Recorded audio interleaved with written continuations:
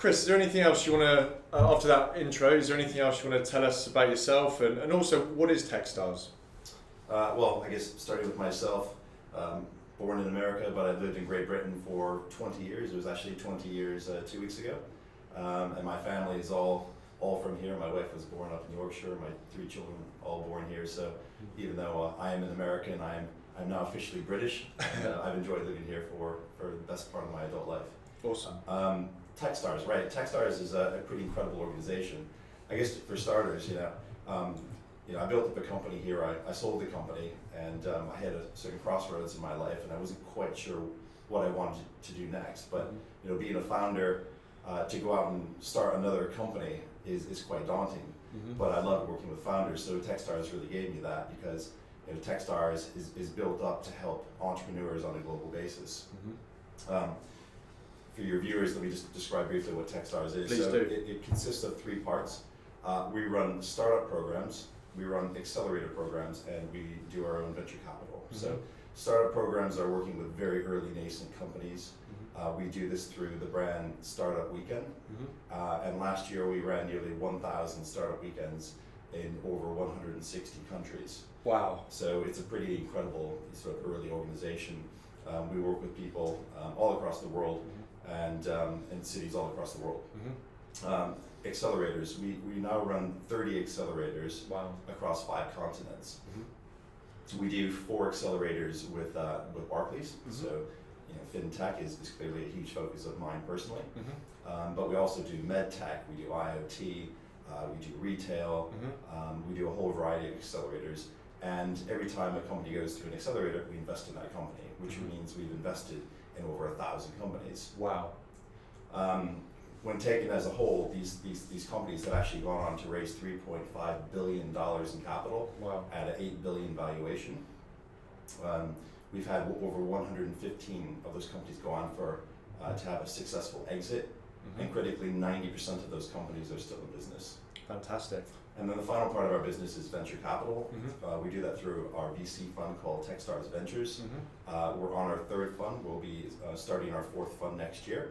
But we run $300 million of capital, and that's for follow-on seed and A investing in our portfolio companies. Wow. And Techstars Ventures and our accelerator programs taken together as a whole means that we back companies that are collectively worth $64 billion. So some people actually say that Techstars is the world's largest vertically integrated venture capital company. Wow, that's some impressive stats there. Do you have, before we move on to the next question, do you have any kind of key KPIs that I guess you measure the performance and track the progress of your startups and the accelerators? Obviously, things like exit value is one. Funding. Is there anything else that you look out for? Yeah, I mean, this is early stage investing, and the exits will come in time. Obviously, what we're doing here, we're working with companies that sometimes are 1, 2, 3 years old.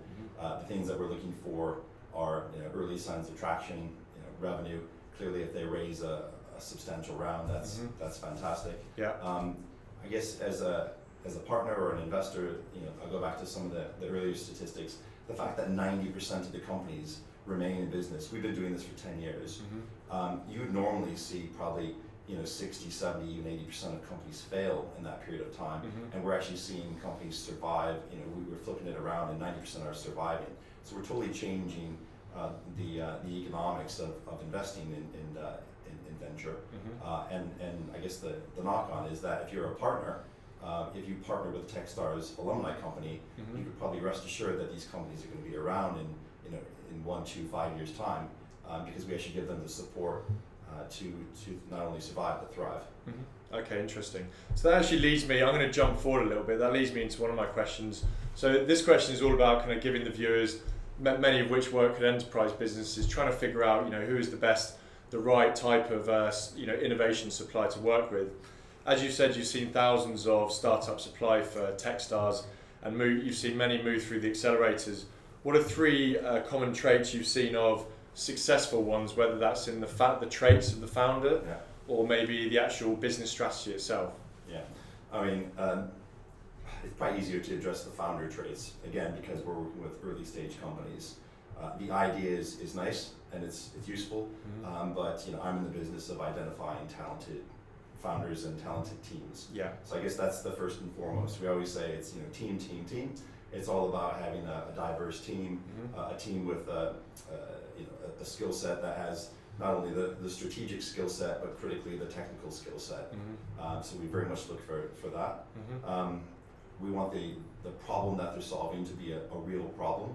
This is one of the benefits I think of working with some of the incumbents is that they help shape our viewing of a problem. Yeah. And we make sure that when we go out and we speak to amazing founders that they're actually attacking problems that we know are real, because we spoke to lots of the incumbents. Yeah. And then we want to make sure those problems are global by nature. Yeah. So the great thing about financial services is a lot of the problems that are, say, Barclays problems are also problems for dozens of other banks across all geographies, which means if we can back the right team and they're solving the right problem, they potentially can sell that service on a global basis, and that makes for potentially a great investment.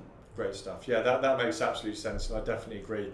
Another thing, something in my day-to-day when I'm selling and speaking with about strategy with enterprise companies and AI is, there tends to be that slight nervousness and concern around, okay, so if we get into bed, in inverted commas, with this startup, this innovation supplier to do our machine learning, for example, will this startup be here tomorrow? Yeah. Given a lot of these stats that you hear about startups and failure rates, what do you have any thoughts for our enterprise listeners around, take the enterprise company taking the plunge to actually work with the startup, and maybe some questions they could to qualify whether the startup is the right one or not? Yeah. Okay. I mean, I always use this phrase like in banking. Will banks get innovation before startups get customers, right? So banks have this great embedded history, lots of customers, but startups are moving faster and innovating faster. So I think they need each other, and I think when I look at some of your enterprise customers, if they want to be ahead of the competition, they have to collaborate, they have to partner, they have to work with startups. And at first it seems, you're right, it does seem scary because you're working with a company that might only have 1 year's audited accounts, right? They might be a team of 6 people, and it sounds like it's highly risky. Yeah. And it could be, you're right.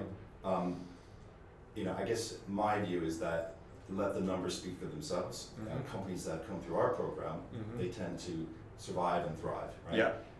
One of the reasons that Barclays likes working with companies that come through our program is that we now have a 4-year track record of finding amazing companies that broadly are still in business and doing well. So I think it really de-risks it. Yeah. So I think the bigger risk is not collaborating with startups, not working with the people that are moving at a speed 10 times faster than your business. So, but you have to be ready for it. Yeah. And I guess the challenge back to the enterprise is make sure that you've retooled your business to work with startups. Make sure that your procurement doesn't stifle innovation because it only knows how to work with large companies. Yeah, yeah. No, some really, really good points there. Thanks very much. I was reading an article earlier on today in the IB Times. I may have got that name wrong, but it was around Techstars AI and fintech. Obviously, here we are in the Techstars Rise fintech building on the top floor. How important do you think AI will be in fintech, and what do you think Selden brings that will help companies succeed in this space? Yeah, I mean, it's the buzzword, isn't it? Everyone talked about blockchain 3 years ago. Everyone talks about AI right now. Yeah. I think both of them are going to be game changing. Yeah. And we see a lot in AI. Yeah. Especially in the last 2 years. Yeah. So in my program gets upwards of 700-800 companies a year that apply to it. Wow. 3 years ago, you saw a smattering of people that use the word machine learning. Now it seems AI is used all across the board. And, and the fact is a lot of bank processes would lend themselves to AI.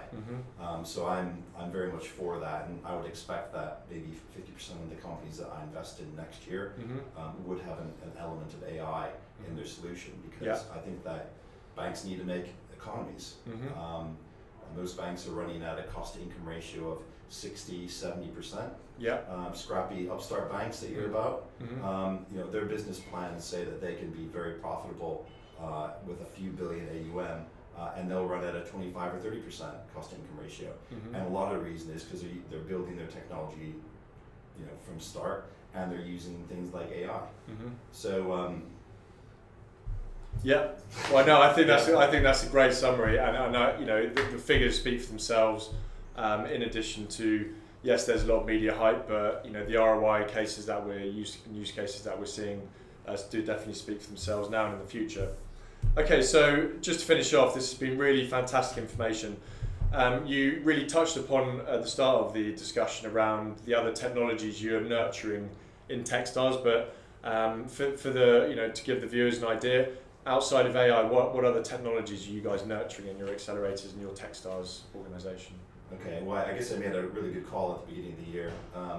I was at an interview in January, and someone said, "Give me one theme for 2017," and I said simulation. And I was actually speaking to a company called Simudyne, but of course, a few weeks ago, SoftBank invested $500 million into Improbable. Yeah. Which I was really pleased for, because of course Improbable is focused on simulation in the gaming industry. Mm-hmm. Simudyne is using simulation in financial services, right? And I think that there's legislation in financial services like CCAR, mm-hmm. which is about understanding the interbank risk, the risk that banks have with one another. Yeah. That is very difficult to model and to simulate. Yeah. And for the first time ever, they can actually model interbank contagion, and this is where simulation comes into play. So I think simulation, I'm going to stick with that. Right, okay, brilliant. Well, I've certainly been enjoying a small bit of simulation in our VR room downstairs. Whenever I get a client over, we go and chop up melons with the VR machine. So that's been my taste of it. But listen, that's been some amazing tips, and the viewers are going to love the content, and I feel like I've learned a lot today. So thanks very much, Chris. My pleasure. Thank you.